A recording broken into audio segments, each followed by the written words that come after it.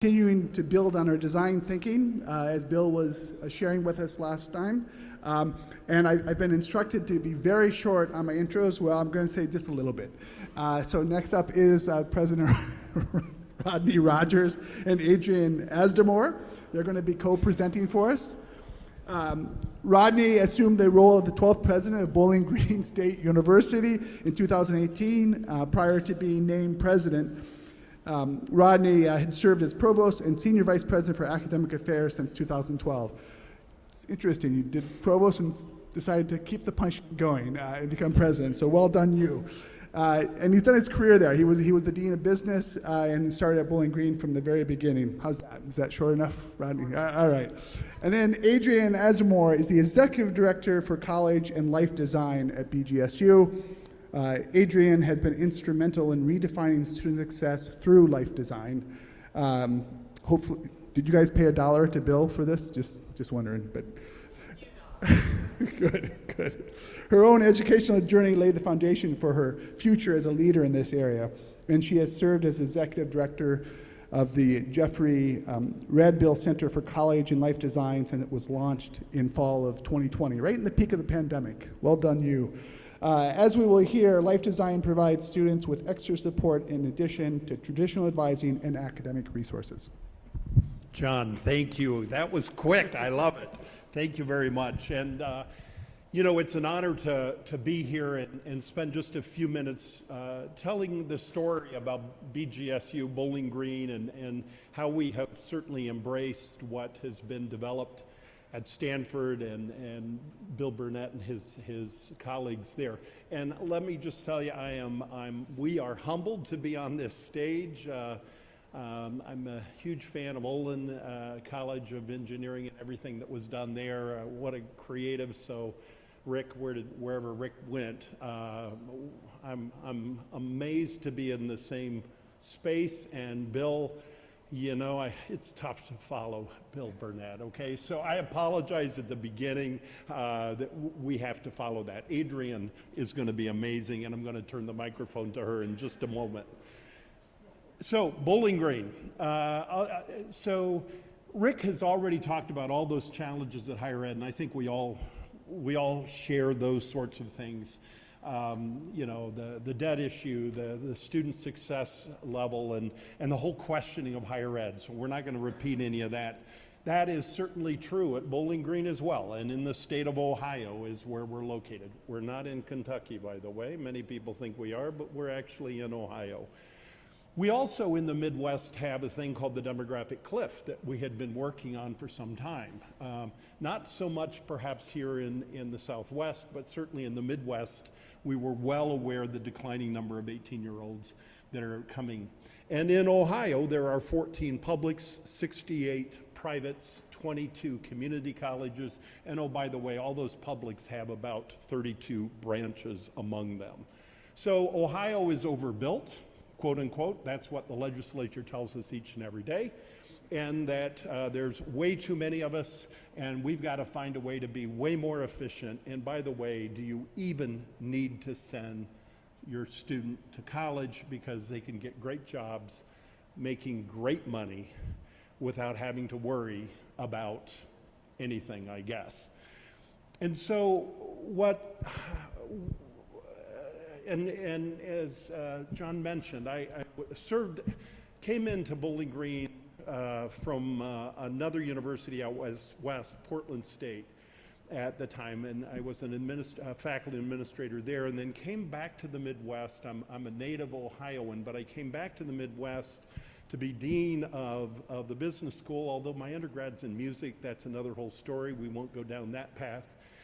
But then stayed and was a provost and president. I'll tell you what has really always sort of bothered me in these various roles that I've had, both at my previous institution and at Bowling Green. We often talk about our strategic plan. We often have an aspirational purpose and mission statement. Ours We are preparing our graduates for lifelong personal and career growth and for engaged citizenship and leadership in a global society.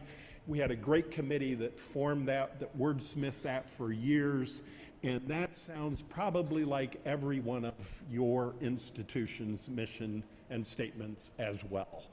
And it's always bothered me a little bit that, yeah, that's what we say we do. It's about lifelong learning, it's about career growth, engaged citizenship, all of those sorts of things. And for the most part, how we hope to achieve that is for a student to have the experiences when they come to our universities and they come to Bowling Green, and when they leave, they will have had some experiences that will ensure that they are prepared to do that. But what we know, and now I'm speaking as a father of two sons, one who went to a regional public and one who went to a private research, as a first-generation college student myself, actually, as also as an administrator that I try to spend a ton of time on campus talking to students each and every day about their experiences. Not just those high-achieving students that we are so proud of, that gets their picture with the president and they're so happy, and the families, that's true, but I also want to make sure that we speak to all sorts of students. And one thing that would always haunt me is at graduation, one of the most exciting times of the year. I'm very intentional of getting there early and greeting students as they're coming in. Possibly one of their happiest moments of college life as they are leaving. And I will ask, tell me what's next. And often you will hear wonderful stories. I picked up a position. We have a large education schools. I have my dream teaching job. Well, tell me why you want to teach. Well, it's my major. Well, tell me why. And you probe a little bit more, and many students aren't really able to clarify and think about where they're going. Or the worst case scenario is when a student would say, you know, honestly, I don't know. I don't know what I'm going to do after college. I'm going to go home. I'll figure it out then. I'm just happy to be here and have the degree, and I'm done. And quietly, there's no press here, so please don't repeat this, but I feel like we have failed that student. We have failed that student if they have not thought about, being prepared about what's next. Whether they have a job or not is less important than they have a plan, an idea, a way to find a path forward. So that keeps haunting us. And so in the middle of the pandemic, just before the pandemic, I should say, we started recrafting our strategic plan. And it was very aspirational. We wanted to reimagine undergrad education. We wanted to redefine student success. And we had all these big aspirational goals and initiatives and overall objectives and all of that. And we really started pushing to say, how are we going to do this, though? So it's great to have all these aspirational goals, but what would it mean to reimagine undergrad education and to redefine student success? And what came out of it was, you know, why don't we start thinking about the holistic student experience? I mean, Bowling Green, we're about 23,000 students, primarily undergrad, about 18,000 undergrads. We have all sorts of, we have 400 clubs, 200 majors, we've got undergrad research, we've got all the higher learning or high impact practices, all sorts of experiences. Man, we've got it all.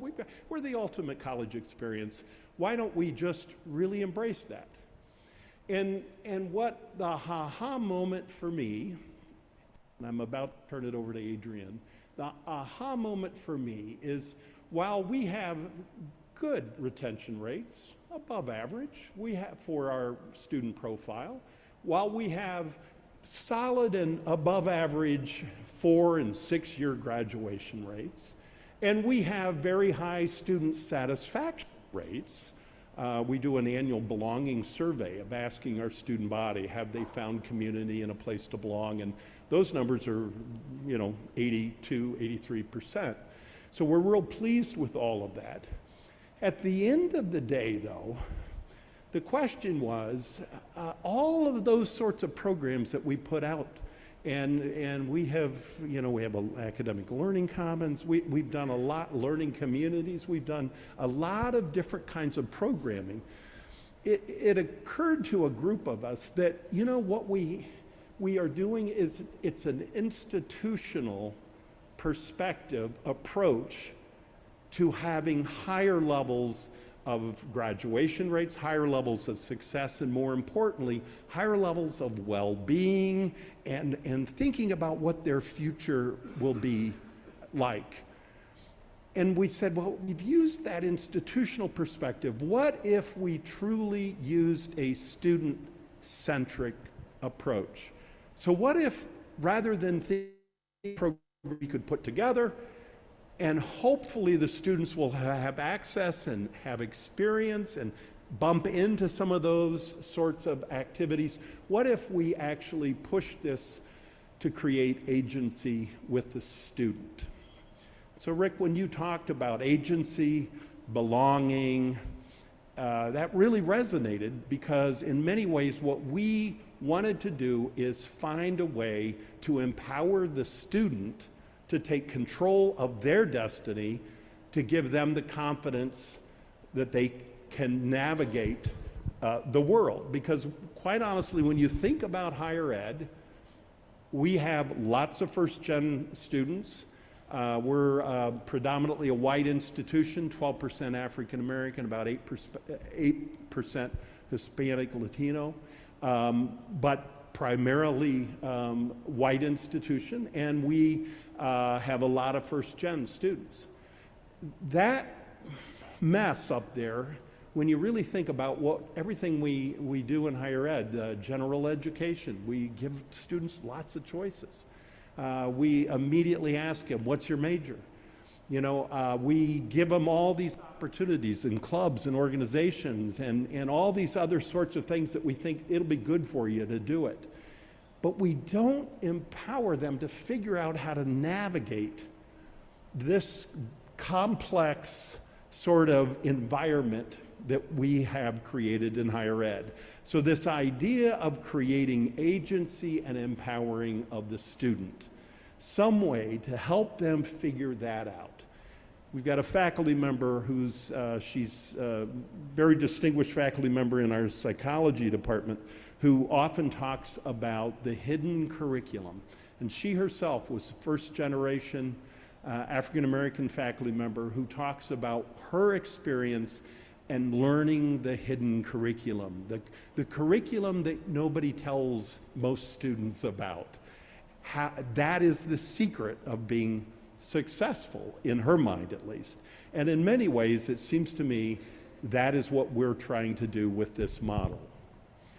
By chance, so as we were doing all of that work, reimagining our strategic plan and how do we give agency to the student, by chance, a couple of people, different folks, picked up the book Designing Your Life. And actually, I picked it up at an airport in San Francisco, and on the flight back to Detroit, Michigan, I read through it. And I thought, well, this is good. This is a framework. This makes sense. Why don't these same principles could apply to the college experience. I wonder why they don't apply it to the college experience. So I found a guy named Bill Burnett. We reached out, and he said, well, yeah, we already thought of that. I mean, we've been doing that for years. So we said, well, why don't you come and let's do a studio on our campus. So we brought together deans, faculty, advisors, staff, and in January of 2020, we had a great 2.5 days with Bill and Chris, one of his colleagues, and everyone had a lot of excitement about here is a framework that we can use, that we can execute, that provides the ability for students to take agency, to find purpose, and especially right now with high levels of anxiety and depression, and we certainly have that on our campus, to also be grounded in their own well-being, to understand ways in which they can move forward in their collegiate experience but also in their life after college. So we hired a woman by the name of Adrienne Osden Moore. And I can't tell you how excited we were when she decided to come to Bowling Green. We had 2 donors that stepped up and said, if you can deliver on this, we'll write checks. They wrote checks, a little over 13 million, so we have 2 endowed centers now focused on this. And Adrienne and her colleague, who's not here, but Adrienne was the first individual we hired. She's leading our efforts. Ladies and gentlemen, Adrienne Osden Moore. Thank you for that introduction. So funny thing, Bill showed a picture of the very first studio for university educators up there. I was actually in that picture because about 10 years ago, I got introduced to design thinking as a method of how we might innovate the way we learn in the classroom. And then about 6 years ago, got the opportunity to go to the studio and was teaching the course at a different university when I learned about what Bowling Green State University was doing. So they started the initiative long before I got there. My goal now is just to help carry that legacy and build and grow from everything that President Rogers just said. So talking just a little bit about how we do it.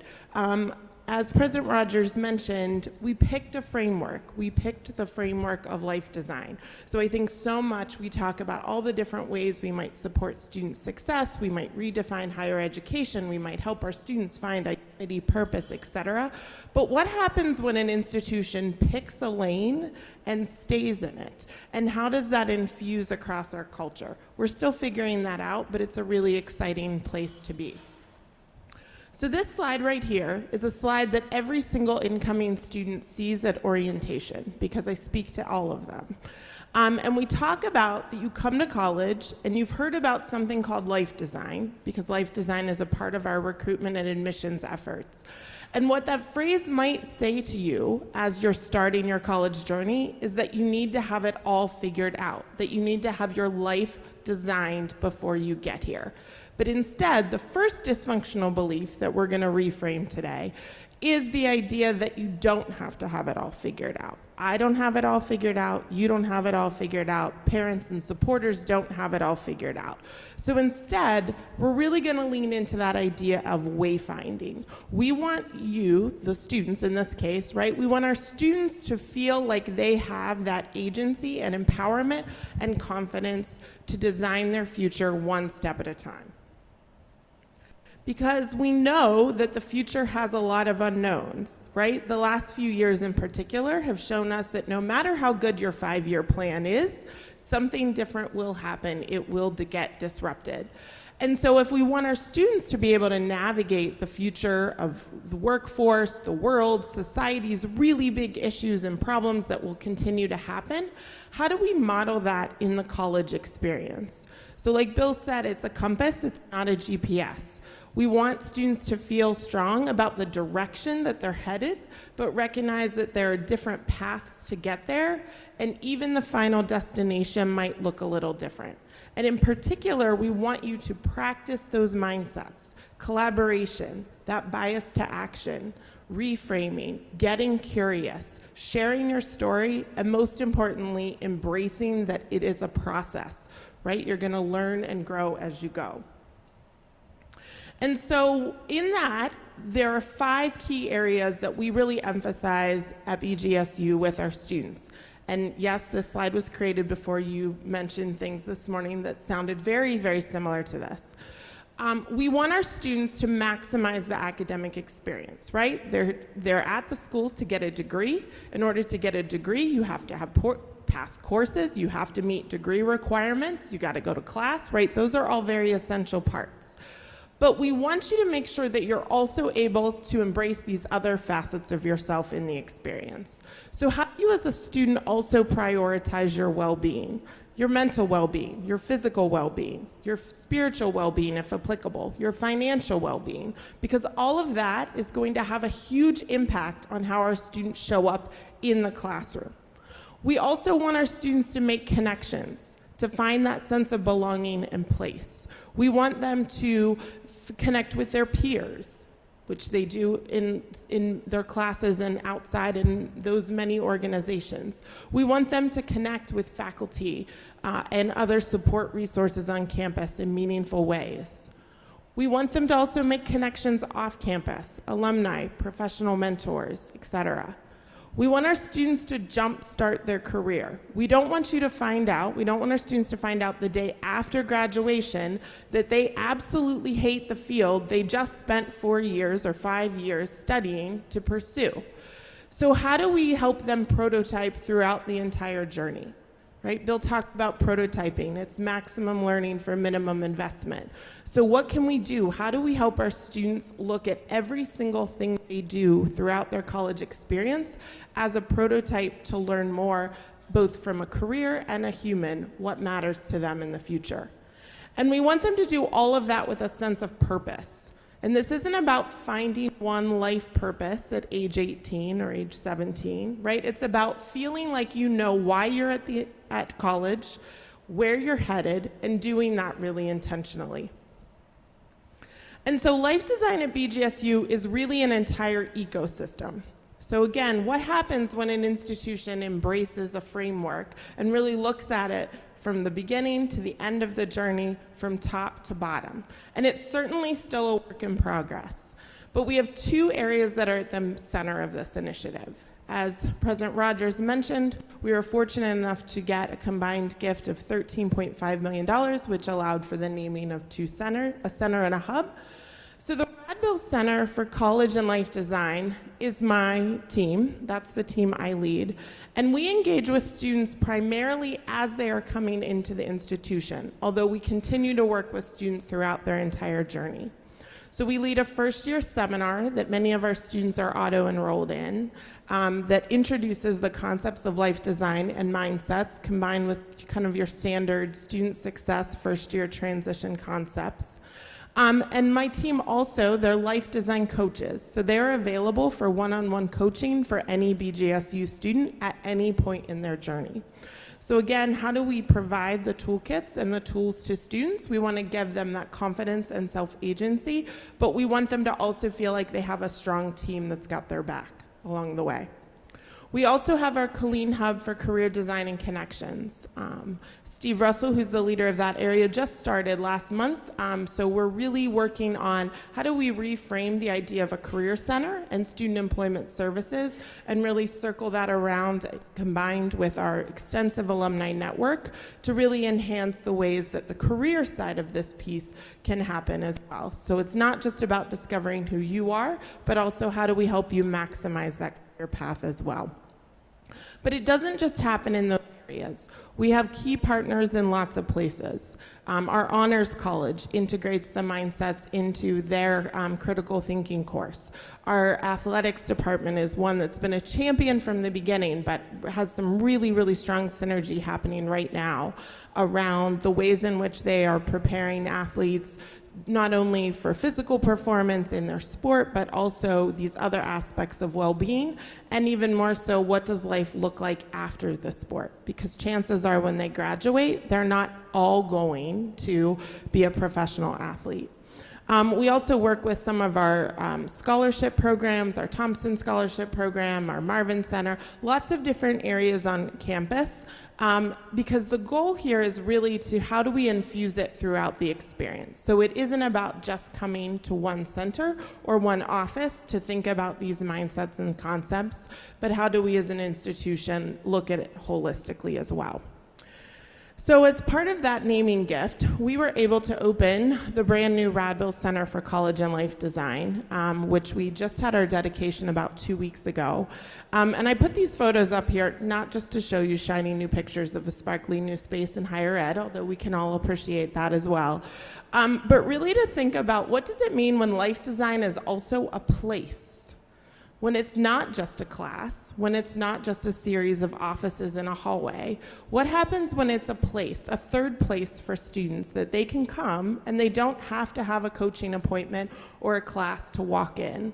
What does that mean for a sense of belonging and identity? I say all the time that my goal, my pure goal, is for every student at BGSU to find their place and find their people. And if they haven't found that yet, they can certainly start with the Radbill Center. So that space gives us a very casual area for students to hang out and gather. We can host workshops. Our coaching rooms are in there. And we also have our space for our classroom. So again, now our container looks a little bit different. As Bill said, the Life Design curriculum is designed to be very active and engaging, practicing exercises, collaboration, small group work. And so we're really excited about what that space offers us. So this is just one example of a student. So we're in year 3 of this, and you're certainly still building assessment models, doing assessment, also trying to combine that with the factors of a global pandemic in that mix. But our student testimonials are one of our strongest pieces right now. So this is Devin. Devin is a first-generation student. He's a second-year student. He's a physics major. He's a first-gen student, so when he came to college, he wasn't really sure he even belonged there. And unfortunately, he had an interaction with a faculty member pretty early on that told him he was behind and they weren't sure he was going to make it. And so one of the things that Life Design has helped him through both coaching, but also the mindsets and the skills he has gained, is to realize that he has that ability, right? That he belongs in college, he's excited to be there, he's ready to do the work, he knows what he's doing and why he's doing that. And also gave him that sense of identity as a first-gen student that now he's one of our peer ambassadors, sharing that story with lots of others. But we find that Life Design works for lots of different types of students, right? You could be the student who's undecided, you could be the student who is curious, or you could be the student who's really driven, and maybe you need the skills so that when things don't quite go your way, you know how to pivot and adapt. And so as we wrap up here, because I know we want to save a few minutes for questions, just putting out some of our long-term goals. We're still building what are our ultimate metrics of success. We have seen about 4,000 students so far formally go through the program in some way. It is hard to do a control group when it's already being infused in places on campus you may not even realize. We're trying to differentiate the undergraduate experience. How do we highlight this in our admissions? How are we working with our faculty and staff to make it part of the campus culture? Because ultimately we want graduates who are collaborative, empathetic, and innovative problem solvers that are highly desirable in the workforce. So not only how does it differentiate us as an institution, crowded marketplace, but also how does it differentiate our students and our graduates as they move into their next steps beyond that. And if we can do all that, then we are living out that mission statement that President Rogers said at the beginning. And with that, I think we have a couple of minutes for questions. All right, President Rogers, you better come back up here because I'm sure the question's for you too. I'm also, thanks.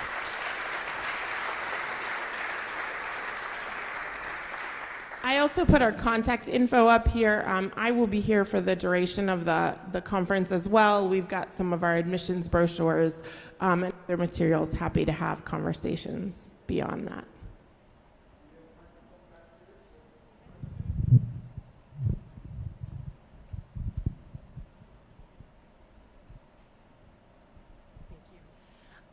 I had the pleasure of meeting some of your Life Design coaches at the Design Studio in 2021. I was wondering if you could just share a little bit about what those coaching appointments look like, particularly for students who haven't had the Life Design course that's often connected with it. Is there a particular structure, sort of a design to what those coaching appointments look like? So we're still working on what that framework might look like long term. So a lot of our students do get introduced to Life Design through that course. So they have some of the basic principles. But our coaches really focus their appointments around, I went too far, these areas. So we have some students that are coming in really looking more around the idea of well-being, some in motivation, some are trying to pick a path, an academic path, some are looking at how they might get more broad connections to opportunities, experiential learning, et cetera. And so really a lot of it is student directed in that coaching experience. So how do students identify what they're looking for, and how do we build strong mechanisms that help them think about that? But it's also the coaching relationship is not telling you what you should do or doing it for you. We're really just your champions and cheerleaders in that self-efficacy. So that's great, that worked, that didn't work, okay, what's next? Now what are you gonna do next? That help? Can you speak a little bit to your collaboration with the Career Center? Because I can see overlap and not overlap, right? So thinking from a student's perspective about how do they know which place to go on campus? Right. So in our model, a lot of students, as they are starting their college journeys, start more with us, thinking about what are you interested in pursuing, what are your academic paths, et cetera. As students get closer to that point to wanting to prototype particular career opportunities, some of that happens in the academic programs. But in particular, the Colleen Hub is now designed around industry. So how can we, once a student who might be meeting with a coach in a very general factor might say, I really want to get connected to someone who's working in healthcare in Chicago to learn more about X, that's when our folks in the Colleen Hub really can step in and maximize that part of the journey.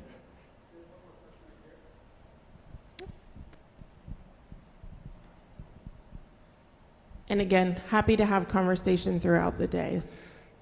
Thank you, Adrienne, and congratulations for your work.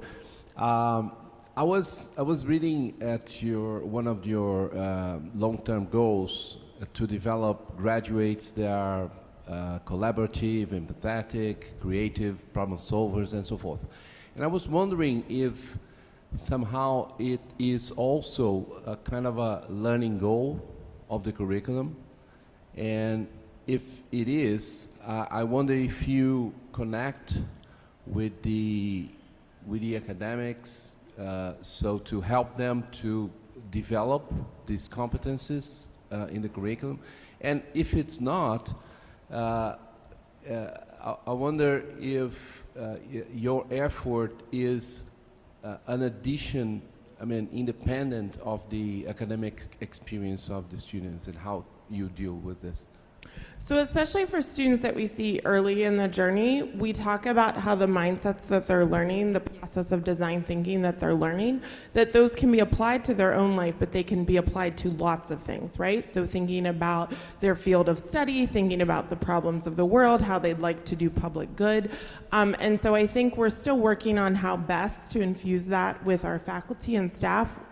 As President Rogers mentioned, we had a very wide cross-section of participants. So we have a lot of folks around campus who get it in that general way, because we're also trying to tie those ideas to career competencies, right? So if we think about the things that we know our students are going to need in the workforce, right, that idea of collaboration and empathy, that idea of creative problem solving, those critical thinking, right, those skills. And so how do we help students see that as both a tangible skill in that way, as well as a self-reflective tool? Thank you all.